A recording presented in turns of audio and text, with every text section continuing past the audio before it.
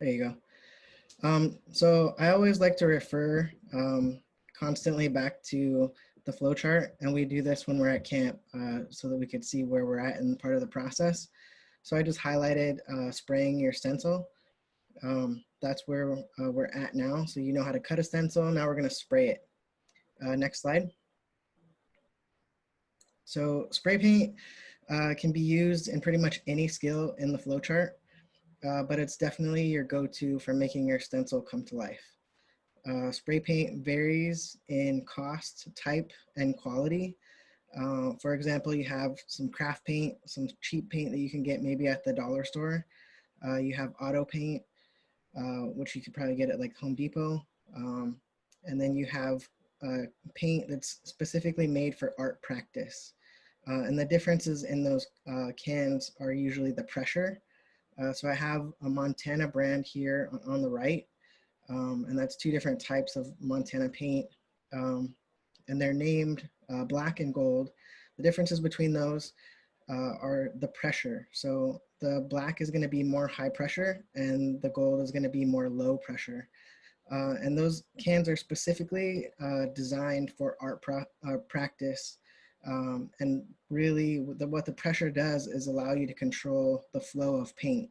So get more detailed or fill in bigger spaces and even outline stuff. So there's the different cans. We're gonna get into caps and adapters and some techniques, and then talk about how to clean up. But before we go any further, I like to talk about safety. So spray paint is toxic, stays in your body forever. So you wanna be really careful and take precautions and wear safety equipment, including maybe some long sleeves that cover your arms so you're not getting paint on your arms, gloves to protect your hands, masks and respirators. We used to really break down respirators and masks, but I think we've all become experts in masks lately. So you want an N95 mask or a respirator, specifically made for painting, so that it'll keep those particles out. For your respirator, which I have a photo of here, they have the removable cartridges on them. So what you want to do is when you put a new cartridge on, you want to date it and keep track of how long that's in use. And when it's not in use, it's best to keep it in a closed plastic bag so that it lasts longer. Next slide. So now we're going to talk about caps. These are two examples of caps. We have a domestic cap on the left with a stem and a European cap on the right with no stem. The difference in these is, one, you'll find the European caps more likely on the art cans that you're going to use. They're really easier on your fingers, and they usually come, or they're made specifically so that you can have these outlines, these super fat or fat lines, which release a lot of paint and let you quickly fill in large spaces. These domestic caps will come on your regular kind of craft paint or auto paint. There's another tip that we'll see later in a video called a fan tip. These are a newer style cap. They don't come off, or if they do, they're not able to go on to other cans like the domestic cap and the European cap are. So they won't accept replacement caps. Next slide. So these caps are also known as nozzles, tips, or activators.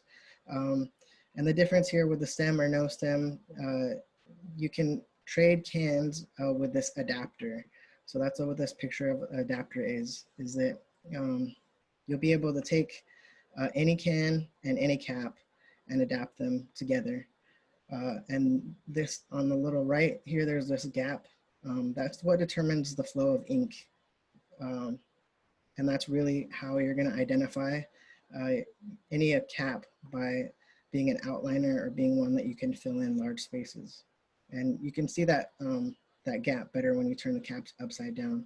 And like I said, we'll have a video of that here in a little bit. Next slide. So techniques. You know, techniques vary from artist to artist, but really the skill is just gained through practice and using cans. A good way to practice, because a lot of the art cans can be pretty expensive, ranging from like $13 to $15 per can.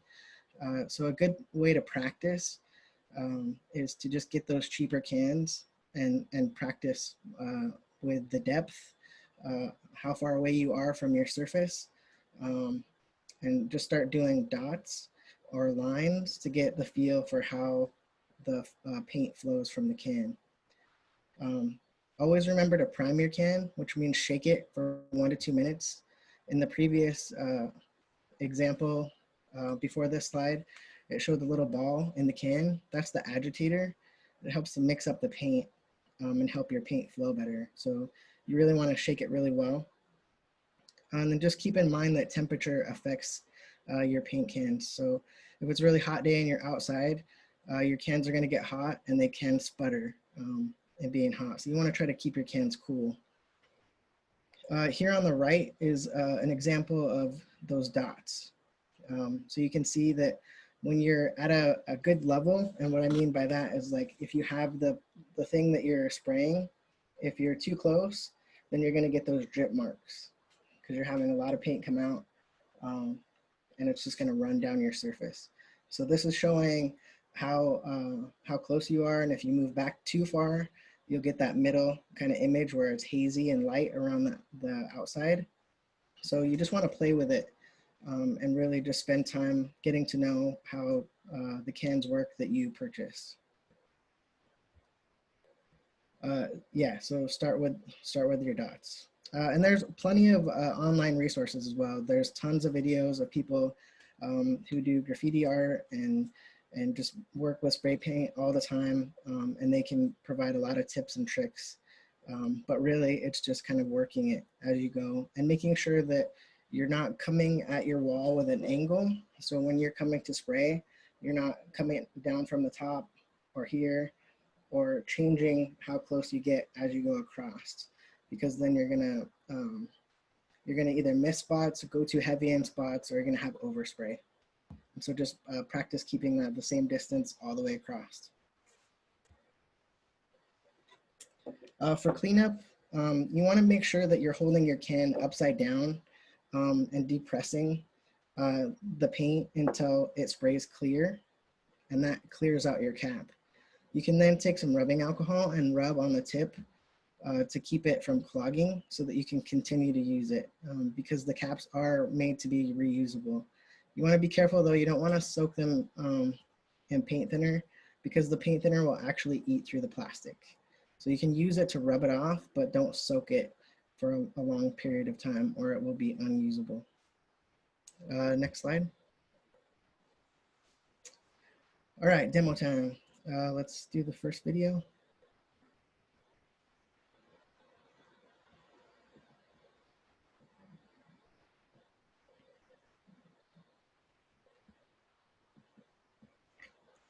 So this first video is showing my stencil. It's made out of oil board, so it's about the thickness of a cereal box.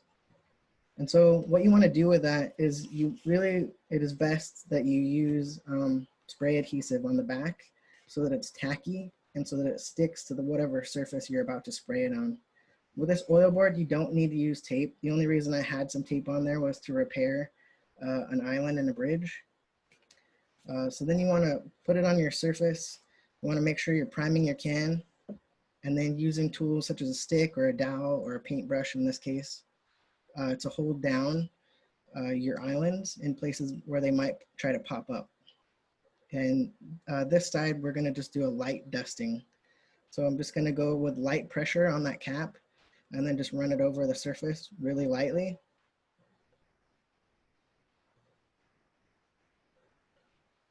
And then you'll get a really light image.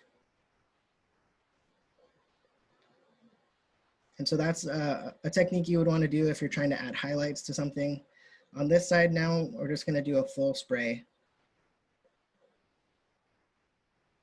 Again, holding it down with that paint stick or that paintbrush.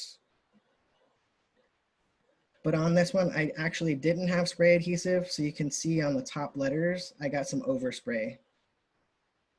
So really that spray adhesive is really important and can be helpful in maintaining a more crisp image. And then we have one more video that shows those caps. So this is the European style cap. And those are the ones that come with varying gaps so that you can have different levels of paint, including chisel tip and calligraphy tips. And so it's a female to a male can, what that cap was. And then this is a domestic cap. And it would be a male cap to a female can. But if you had an adapter, you could use either cap for either can.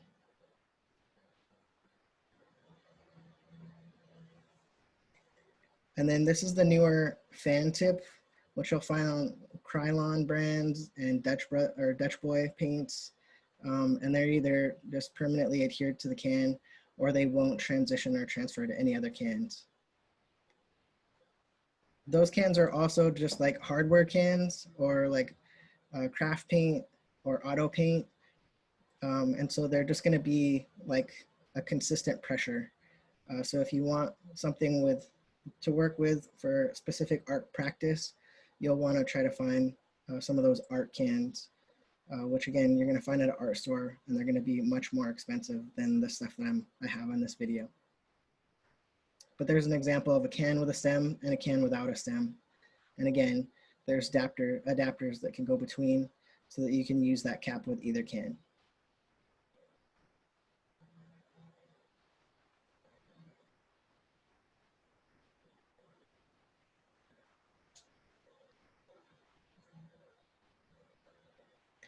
All right, and back to the slideshow.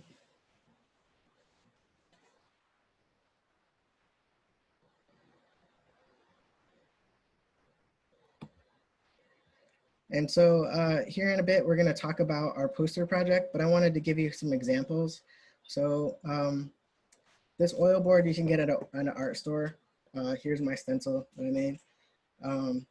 You can get this at an art store. It is pretty expensive though. And it comes in packs usually. But this is what we have people make these poster projects with at camp. But we use this as like their final draft. So we usually have people sketch stuff out either on tracing paper or regular paper. And then when they're ready to make their final stencil, then it goes from these pencils to this board. Or on this paper we have here.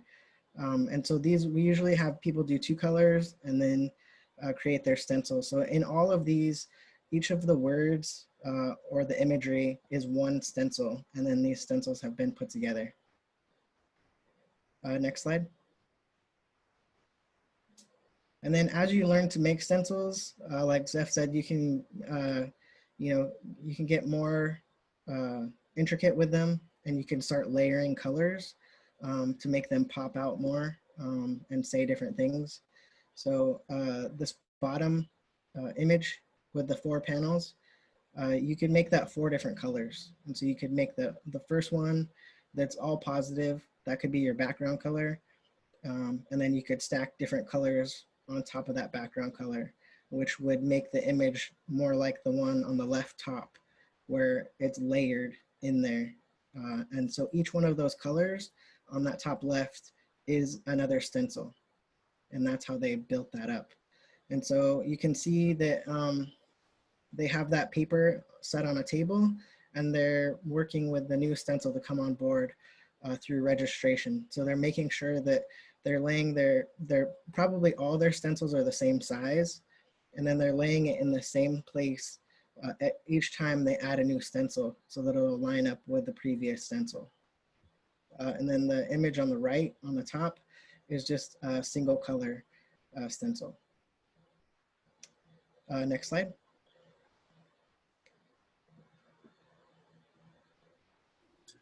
All right, thank you. Asa, for covering that portion of the demo. So now we're going to go into poster project guidelines. So here we'll go ahead and copy this into the chat box so we have them. And it's the guidelines are basically get into groups. I think we can just do one group now. You come up with a message for your prompt, and we can decide on the visual elements we want. We're asking 2 colors, preferably black in there, and you can choose the other color, as you've seen in some of the images in the past. So can we go back one more on the slide? Okay.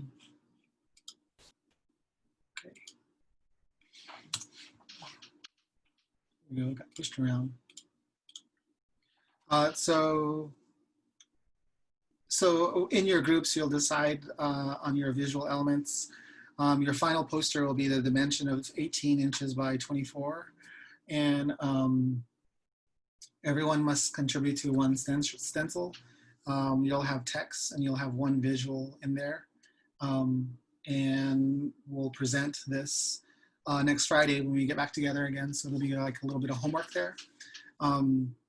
And when we get back together next week, we're going to present our projects, and we're going to talk about, in our reflections, we'll be talking about our process and how many stencils we use in the design, how do we get to our message from using the prompts on the right, and what were some of the benefits and challenges that you've came across, lessons learned, and just share that with everyone. So the prompt box to the right there, abolish police, immigration, food sovereignty, Black Lives Matter, no pipelines, and missing and murdering Indigenous women are all just suggestions for people to, they're very vague subjects, broad, I should say, not vague, but very broad. And so you can kind of focus your message on a very, very focused message if you like. So we'll be able to do this as a group, and we'll stay in this space and help people guide through. And so we're going to hand that off. There are 1, 2, 3, 4. Should we do a group of 4, or should we do 2 different groups? I think a group of 4 would be awesome. Yeah. So this will be a time to, if you like, after this training, if you want to share your contact info and see, allocate some roles and some to-do lists that people are going to work on, and then come back together. If you don't have the materials like spray cans or the special tips or the adapters, and that's okay. You don't. I think what we want to share is the design process that we came up with, and in our presentation. And next week I'll also share I'll share a slideshow of a variety of poster projects that people have come up with. And in our regular trainings, we would have some studio time to work on this that evening, and then the next morning, like right before lunch, we probably would have our reflections. So this is also like a mock model of an art bill, working with people in your community, like strangers, if you've never worked together, like what are the dynamics are. And so this just like gets people working with their hands right away in our training. So are there any questions? Yeah, so the 4 of us are gonna be doing a poster, but kind of imagining what it would look like all together, or we're doing separate projects. I'm confused. Yeah, I mean, I think virtually we would like to create all those pieces, and then maybe one person can put it together. Okay. For the final presentation. But through your sketch and through your design, I think it's important to like section all off so everyone has something to do. And then they can work on it and then they'll share it. And you can share it through email and piece it together. Someone can do that digitally. Okay. Yeah. So we should put our contact info in the chat, or Yeah, share your details in the chat. So are you thinking that we're going to use the rest of the session and give folks just the space to have that initial sort of brainstorming and conversation about roles without us present, or? We could create a breakout group for people to go to. So. Yeah, why don't we do that so there's not a lot of pressure in them. A lot of trainers kind of, lurking. Eyeballs looking at you. Yes. Is everyone on board with that? sounds good. Yeah. Has anybody ever done this before? Not virtually. Yeah, in the previous version of this training, I was sort of like, we were kind of parceled out to some, because there were a couple of small groups. And with the group that I had, we sort of exchanged contact info and just made sure people would be able to talk to each other later. And then we had a brainstorming session where we just laid it all, we just like anything anybody said, we typed into the chat just to get it rolling, so that we didn't have to kind of decide right away. It was just like get some ideas rolling so that there was some, to be able to, so instead of like getting stuck in kind of like, oh, we have to have the one right idea right away. No, yeah. Looks like Jack just said, I'm out. Oh, I have to go to the. Oh. Yeah, the breakout rooms are open, so you'll. Hi. Welcome back. Hi. And so now we're going to go back to slides. Wait, are there any questions from that? No? I think we were just kind of talking about how we might actually put it together, once we come up with the language and then the design and then our ideas around how to merge those designs to create one poster. Yes. It's kind of be like trial. We're not really sure how to do it, but I think we'll awesome. It'll be a process. We'll figure it out. Yeah, that's what we're doing. We're figuring it out also. So I want to share this slide for for a closing and just acknowledge of homework. We're going to share this first link, which is the Virtual Arts Participants Arts folder. That's a link for that. And so in that, you'll have the newly updated version of our art guide. You'll have this slideshow in it, so all the notes will be attached to it. And any other resources that people ask for, we'll go ahead and put them in there. And then just asking to help if you could take this survey, the sooner the better, and for feedback for our future trainings coming up. Thank you, everybody. Links into the chat. Okay. So that's in the chat right now. Okay. Yep. Training survey and then the drive. Okay, I just requested access to the drive because I think it was not through my Gmail. Yeah, that's gonna happen. Okay. All right. I'll go ahead and approve all those once they get off this call. Thank you for joining. Appreciate it, everybody. Thank you all so much. That was very informative. Cool. Really helpful. Thank you. Thank you so much. Thank you. Thank you, Have a good everyone. weekend. Thanks. Bye.